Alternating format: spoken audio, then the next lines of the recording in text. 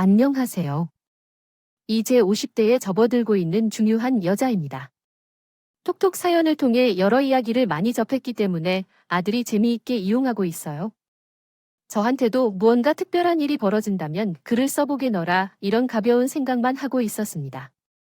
그런데 사료를 내놓을 만큼 특별한 일이 저한테 일어나지 않았어요. 앞으로 일어날 건 확신할 수 없었고, 그래서 같은 사람은 그냥 살고 있어야겠다고 생각했습니다. 그때는 무슨 이야기를 써서 보내겠다고 생각했죠.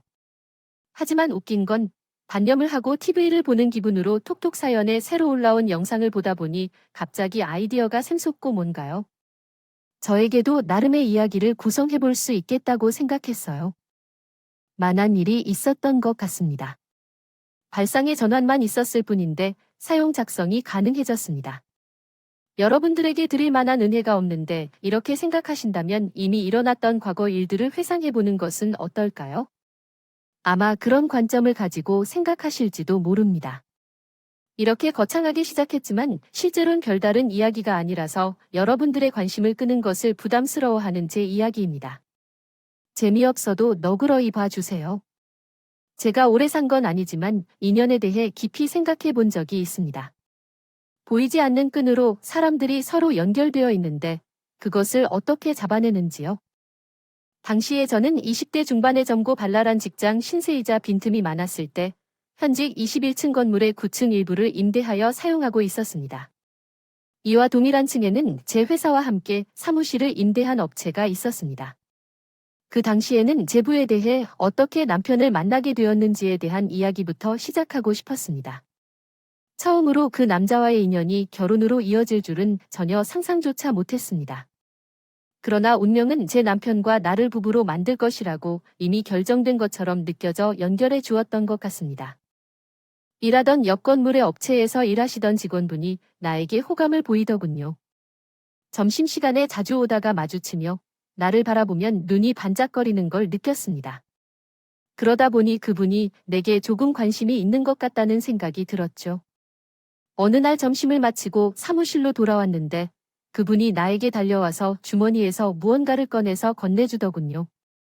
그건 일반 커피캔이었는데 여분이 있어서 나눠주겠냐고 하셨습니다.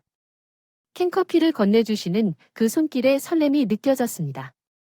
캔커피를 받고 사무실에 돌아왔을 때 캔에 붙은 작은 메모지를 보고 깜짝 놀라 버렸습니다.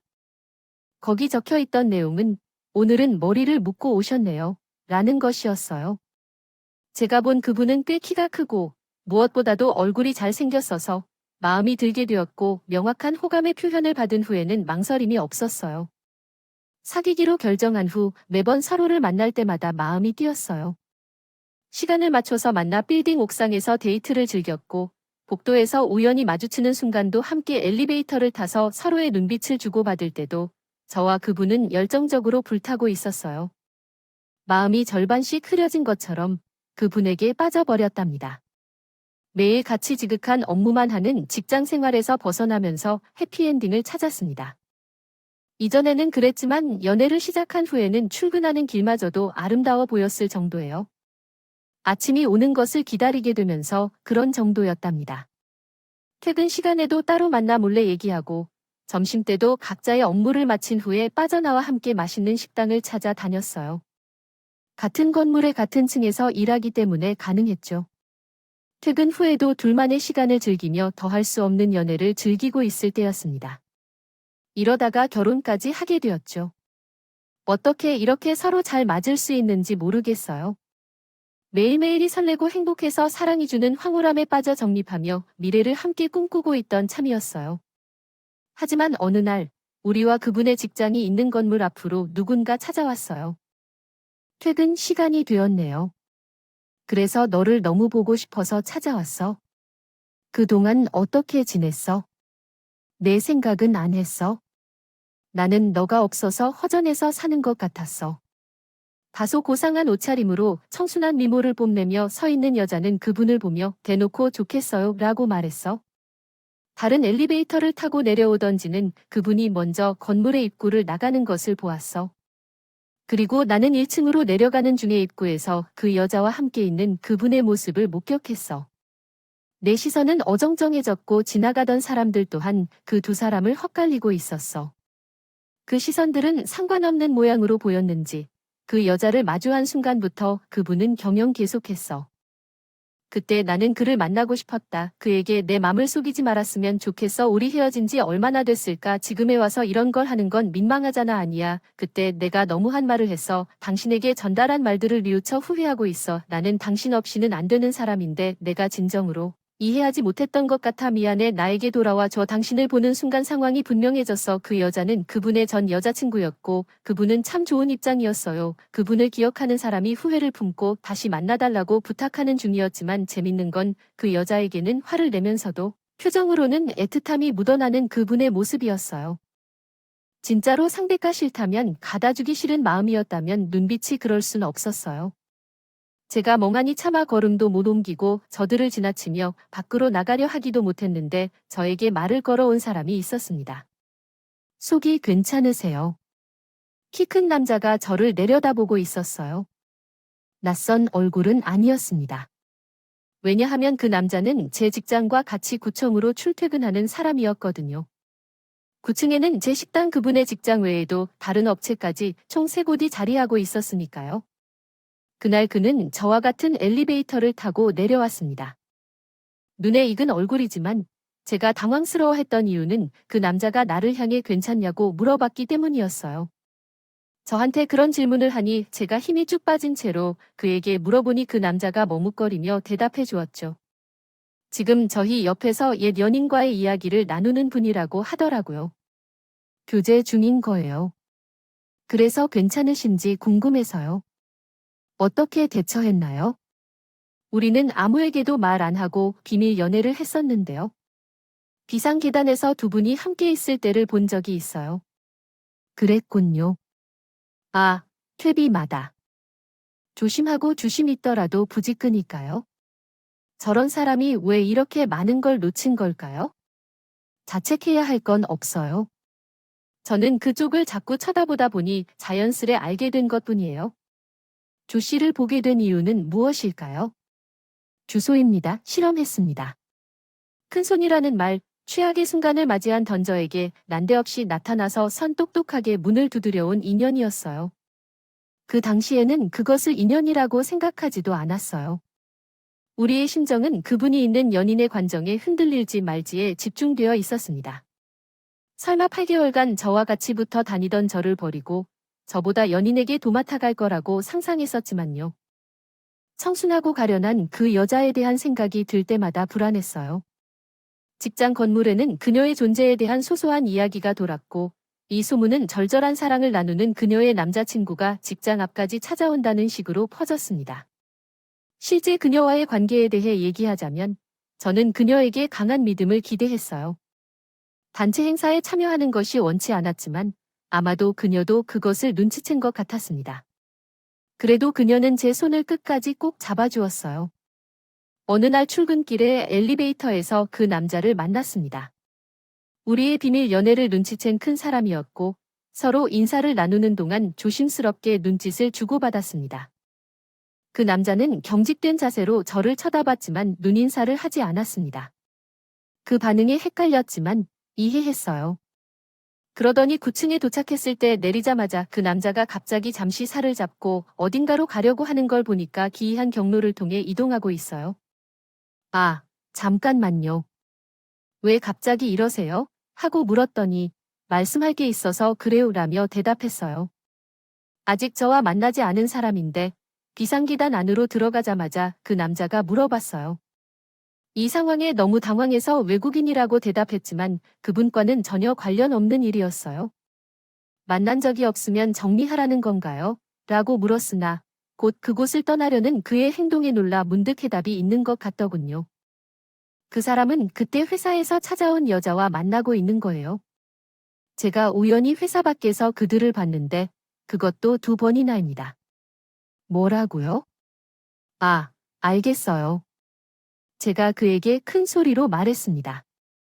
이것이 사실이라는 건데 도저히 연인 관계가 아니라면 해석할 수 없는 모습이에요. 전 우선 이 사실을 알려주었으니 결정은 당신에게 달려 있어요. 그리고 제가 간단히 말하자면 이런 일에 관여할 권리를 얻고 싶다고 말하고 싶네요. 저는 너무 놀라 일이 벌어지자 그 남자는 나를 무시하고 먼저 떠났어요. 남겨진 저는 혼란에 빠져 있었죠. 그분이 양다리를 걸치고 저를 농락했다는 것을 놀란 것인지 아니면 폭로를 가장한 고백에 놀란 것인지 스스로도 잘 모르겠군요. 그는 멀쩡하고 단정한 얼굴로 양다리를 걸친 줄은 몰랐습니다. 세상에 믿을 만한 사람은 없겠군요. 당연히 입으로 본 거라고 생각했지요. 그 후로는 그를 만날 때마다 힘껏 노려봐 주었죠. 어쩌면 그 때문인지는 모르지만 얼마 후에 그분은 퇴사했습니다. 이직하고 떠나더군요. 시간이 좀 지나서 자연스럽게 나를 양다리에 놓고 구해준 그 남자와 교제를 하게 되었습니다. 제가 잠이 안 온다고 했을 때도 새벽에도 100시간씩 나와 통화해 주셔야 해요. 하지만 저한테들이 제기한 사귄감이 없었는데 정말 후회는 안 들어주셨어요. 여자 문제로 의심을 품게 만드는 일은 전혀 없었고요. 저에게 그런 사귄감을 품게 하는 건 없었는데 그분과 그분의 전 여자친구가 될지도 모른다는 모습을 지켜보며 저에게 나타난 후회는 너무나 망연자실했어요. 만약 사귈 수 있는 사람이라면 자신이 저를 실망시키지 않을 남자가 될 거라는 다짐은 항상 있었어요. 저에게 깊게 빠져버린 이 남자는 제 취향을 고려해 바꿔주기도 했어요. 초기 양다리로 시작한 관계가 계속되었던 그분은 제게 가슴이 두근거리는 짜릿한 사랑이었다면 나에게는 마음이 평온하고 잔잔히 밀려오는 파도 같은 사랑이었어요.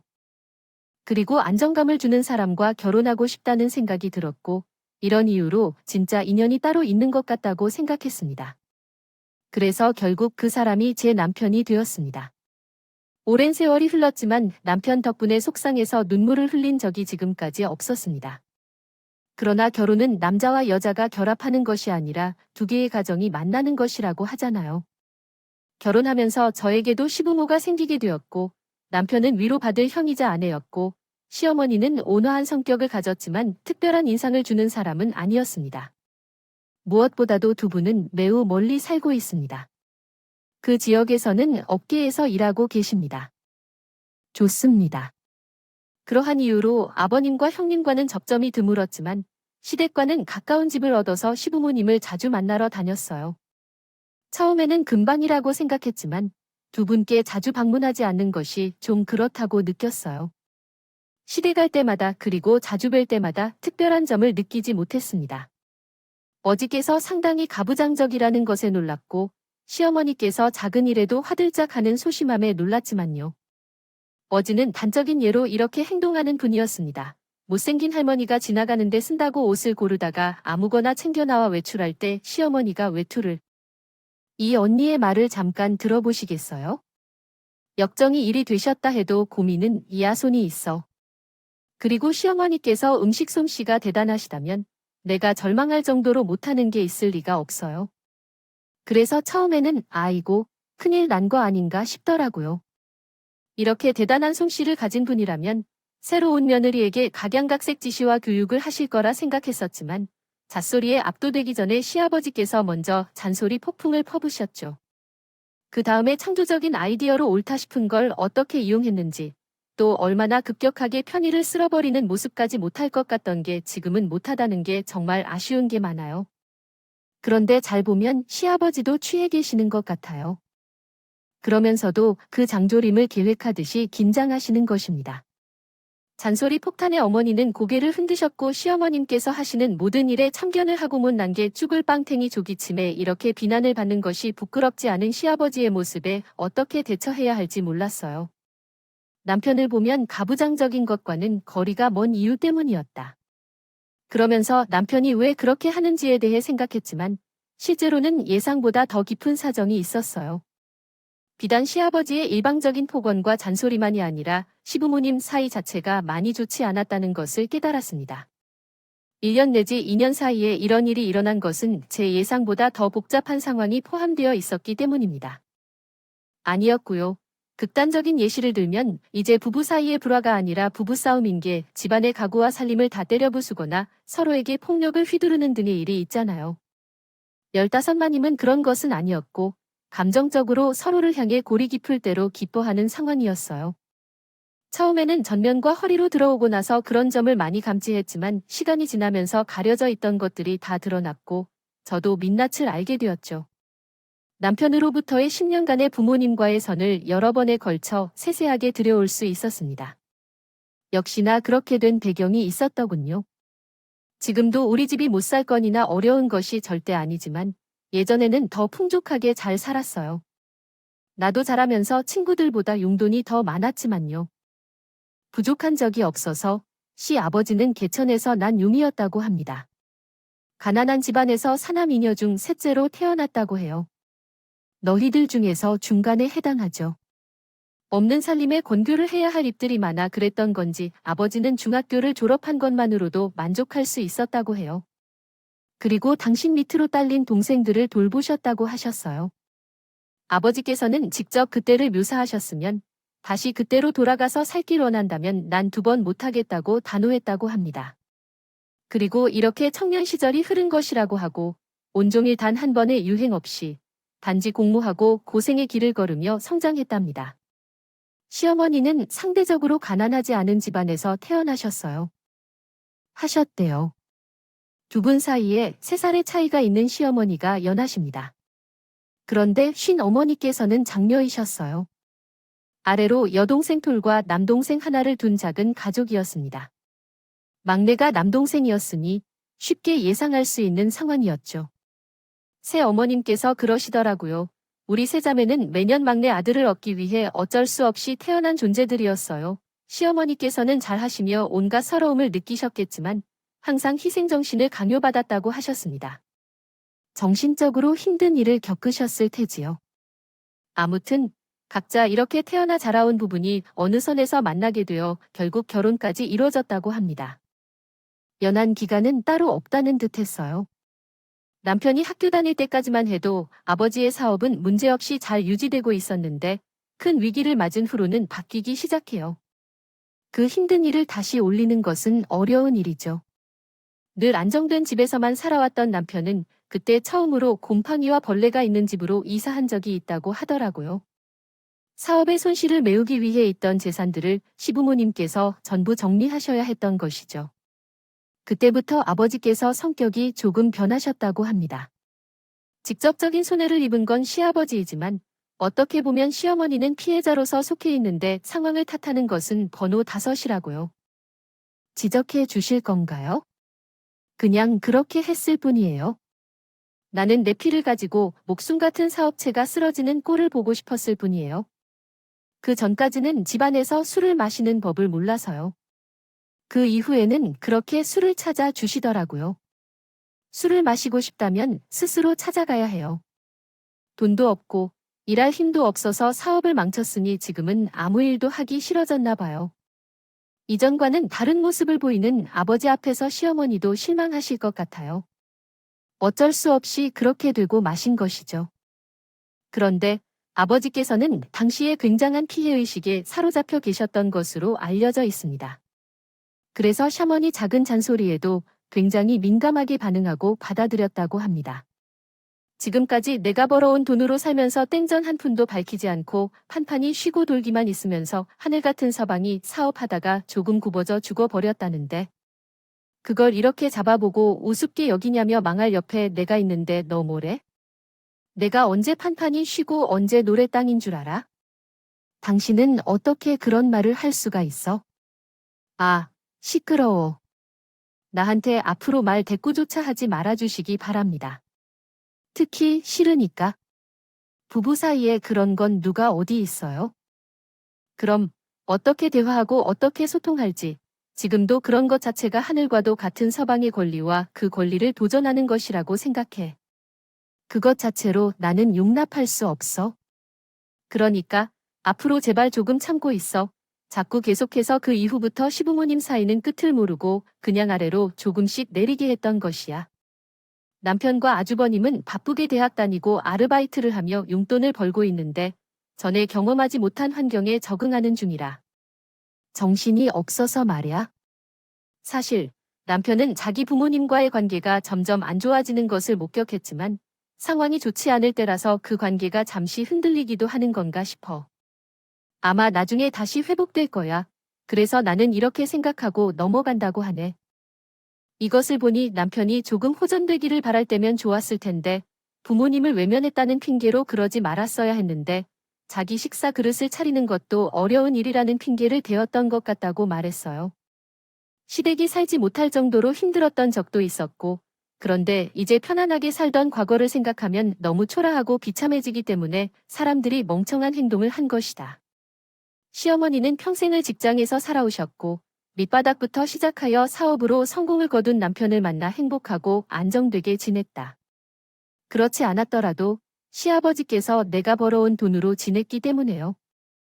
그동안 놀면서 지내셨다고 말씀하실 때마다 시어머니께서 가슴에 도려 앉힌 것처럼 속이 아프셨던 이유가 있습니다. 결혼 후에 시어머님께서는 당신의 시부모를 모시고 사셨다고 합니다. 각각 심한 치매 환자와 중풍 환자를 돌보시는 것이 어떠신가요? 일 때문에 시아버지는 바쁘셔서 집에 계시지 않으시고 바깥에서 일하느라 피곤하시다는 핑계로 집에 계시는 동안에도 무조건 쉬려고 하셨었죠. 치매 환자와 중풍 환자를 항상 돌보시고 불평불만을 들어야 했고 24시간 동안 환자를 상대하는 일은 모두 시어머니의 일이었습니다. 아주건 임신 중이시거나 태어난 아이를 돌보실 때도 시어머니는 하루에 1분도 허전하지 않은 채 지내셨을 겁니다. 합의하지 않고 집에서의 노동에 묶여 있었죠. 상상만 해도 정신이 쇠약해질 것 같은 풍경입니다. 만일 누가 제게 그런 점을 지적하며 해보라고 한다면 전 일주일도 버티지 못하고 도망가 버릴 것 같아요. 그건 사랑이라는 이름하에 질 수 있는 책임이나 무게를 벗어났다고 생각해서요. 난 친정에서도 그렇게 시달리면서 힘들어하는데 시키워서 시집가 보니까 더한 가시밭길이 날 기다리고 있었더라고 그렇게 말씀하시던 시어머니의 눈빛에는 의미 모를 회한이 가득 차 있었습니다. 시어머니께서 선 당신의 시부모 두 분들께서 모두 돌아가실 때까지 며느리 도리를 다 하셨다고 해요. 아주버님과 남편도 그때는 머리가 다 자랐으니 이제는 어머니께서 진정한 평화를 누리실 시기를 맞이하셨던 거예요. 그런 때에 어려운 사업에 힘을 쏟으셨던 거예요. 회복세는 맞지 않고 계속해서 추락하며 가게는 대폭 축소되었죠. 그 이후에 아버지께서 완전히 변신하셨고 정말 속상하고 안타깝고 안타까운 일치가 있나 싶었어요. 전말을 알고 보니 어머니를 너무 안쓰럽게 느꼈습니다. 항상 어딘가 주저앉아 계시며 예민하게 상황을 살피시고 눈치를 살피면서 이런 것들이 조금 불편하고 났습니다. 게다가 오랜 세월에 누적된 어떤 사실 때문일지 어머니께서는 그런 행동을 하실 수밖에 없었겠죠. 시어머니께서는 시집오셔서 당신의 시댁과 가정에 만취신 하셨다고 합니다. 당신의 친정에는 명절을 딱 하루 중요한 채로 사당이 이런 식으로 1년에 3번 정도 밖에 들리지 못해요. 그래서 난 외과에 대한 기억이 거의 없어. 자랄 때 외과를 가본 적이 있어야 말이죠. 외가 쪽 친척들 어군 그래서 안 치는 거야? 남편도 자기 외가를 어색하기 어려웠는데 다 이유가 있었던 거예요. 역은 이런 과거를 보내온 시부모님이었는데 무너졌던 사업체는 끝끝내 정리가 되었다고 해요. 그 이후로 시아버지께서는 소소하게 진과 동업을 하셨고 그냥 그런 대로 돈을 보셨다고 합니다. 아주버님께서 회사 생활을 꾸준히 이어가시면서 안정적으로 자리를 잡으신 후에는 시댁의 경제 상황도 좋아졌고요. 이때부터는 평탄한 궤도에 완전히 진입한 것이죠. 저는 경제적으로 어려움이 없는 시기에 남편을 만났기 때문에 결혼 전에는 시댁의 이면을 그리고 짐작할 수 없었던 것 같습니다. 시아버지께서는 또한 나름대로 허망한 점이 많았다고 합니다. 지독히도 가난했던 유년 시절을 보냈기 때문에 시아버님의 도리는 가족들을 굶주리지 않게 하는 것이라고 여기셨고 그 목표를 위해 희생하셨다고 합니다. 그렇게 성공을 거뒀지만 내리막길을 타게 되었을 때 그 상실감이 엄청났다고 하십니다.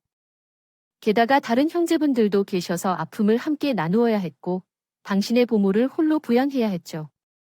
물론 실질적으로 책임을 지은 사람은 시어머니였지만 아무튼 상실감을 주체할 수 없다고 판단해 피해의식에 사로잡히게 되고 시어머니에게 공격적으로 행동한 것이 시아버지의 말씀이었습니다.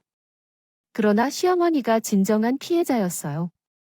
그녀는 온통 당신의 만족과 행복을 위해 움직이셨던 삶을 사셨죠. 난 무시당하며 태어났고 어릴 적에 아무런 대접도 받지 못했기에 밥이 적게 주어지면 구박을 받았고 반찬 구성을 잘못해도 밥상을 머리에 치며 받았어요. 숟가락으로 머리를 맞아봤고 이러니 내가 평생 무시당하는 사람이 아니면 뭐라고 말이야? 어머니의 내면에 자리 잡은 서글픔이 어느 정도인지 전혀 짐작할 수 없었습니다.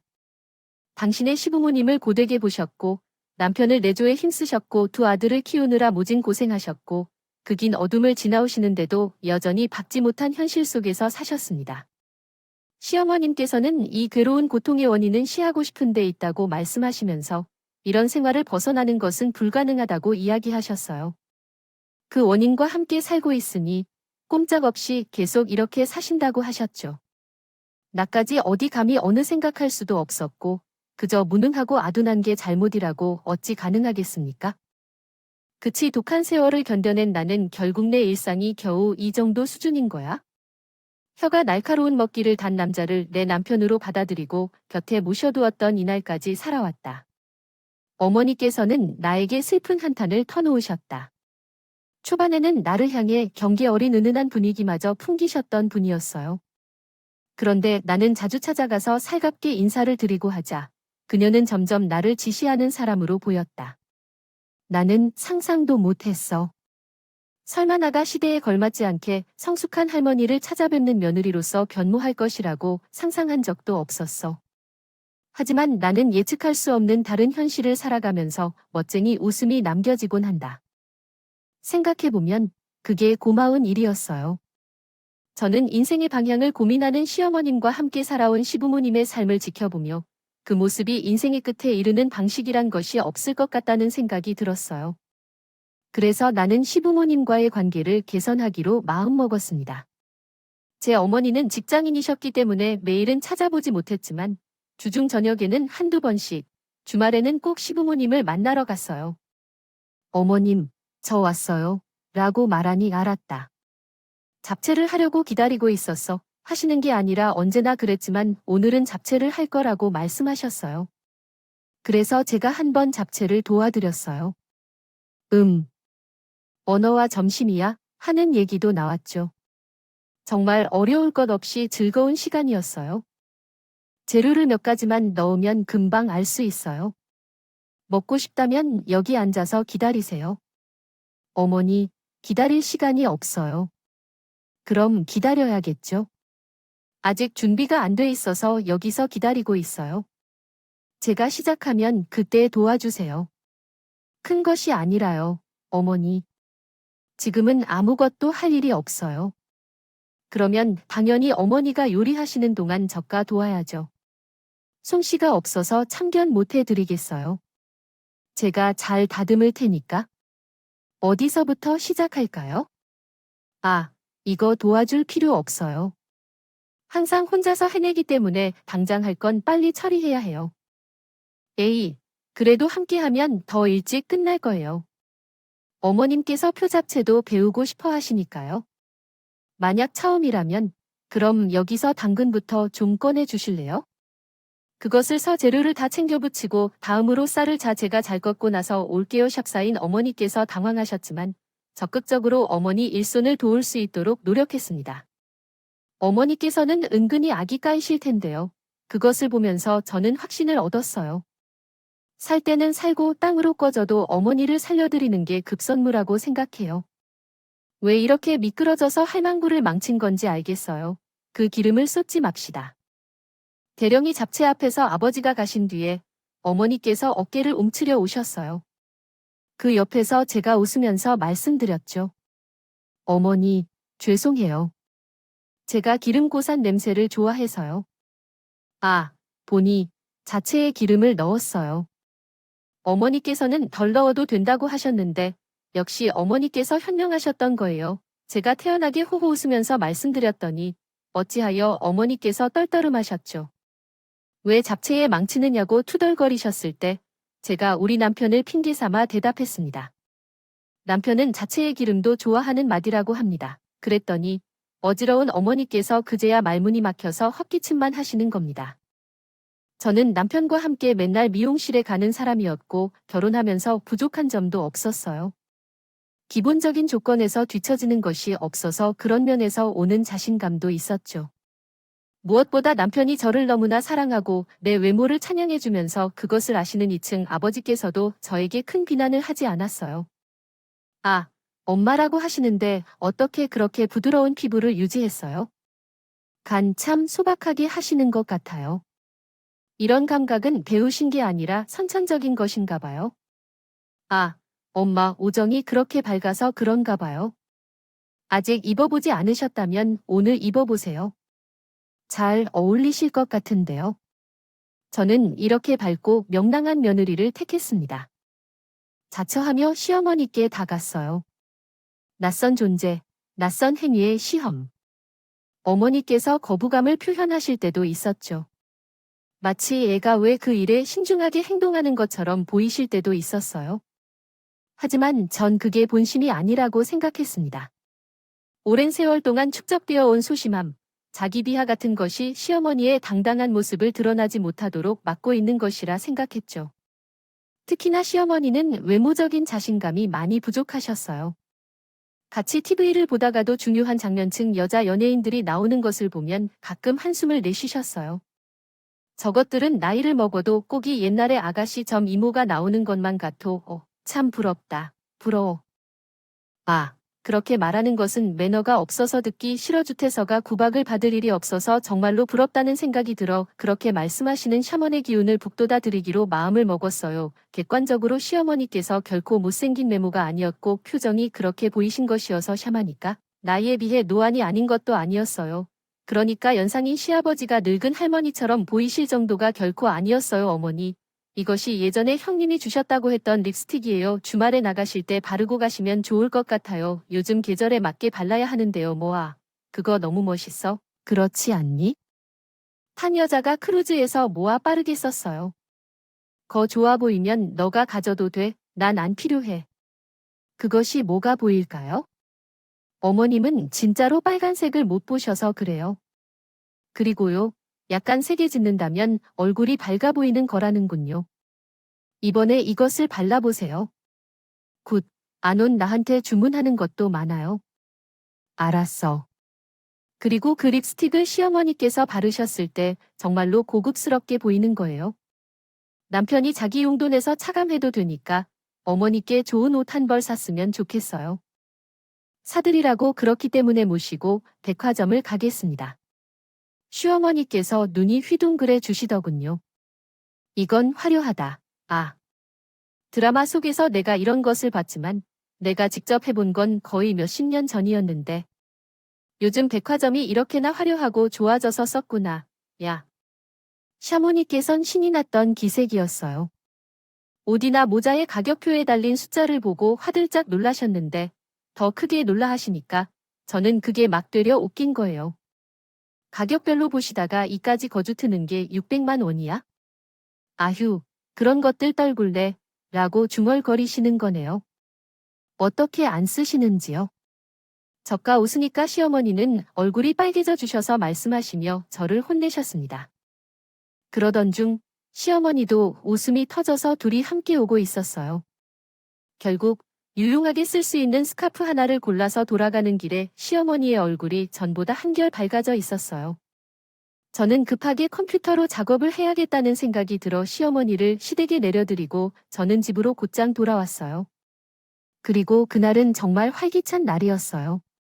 퇴근 후에 우리 둘만 가서 과일 몇 개를 사와 먹을까 생각했었는데 그런데 시아버지는 혼자 TV를 보시고 계시고 시어머니께서는 우리 오는 소리를 들으셨는데도 방 안에 계셨어요. 이런 상황에 당황해서 방 안으로 들어갔죠. 어머님, 저희 왔는데요. 사과가 많다고 하셨잖아요. 같이 먹을까요? 어머님, 왜 구석에 앉아 계세요? 어머니께서는 방구석에 웅크려 앉아 계시면서 한숨만 폭폭 내시더군요.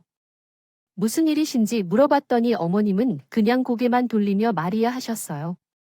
제가 어머님과 따로 뭔가 하고 싶었는데 어머님은 아버님과 같이 TV를 보고 계셨어요. 남편한테 이렇게 말하고 나는 시어머니랑 과일을 함께 먹었답니다.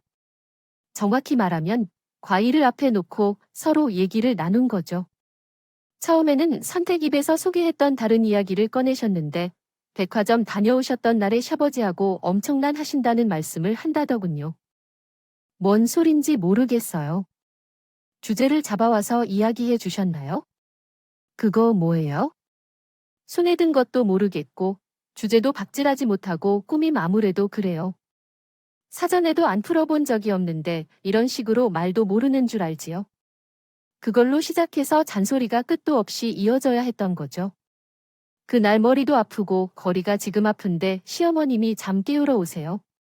그것도 자세히 말씀해 주세요. 저희 남편이 버는 돈을 시어머님이 즐겁게 쓰면 우린 거기에 만족하는 거예요. 우리가 아버님과 부딪히면 어머니를 지켜드릴 수도 있어요. 걱정하지 마세요. 당당해지세요. 세상에 어머님처럼 훌륭한 분은 저도 없습니다. 아들의 말을 더듬어 어머니가 자랑스럽네요.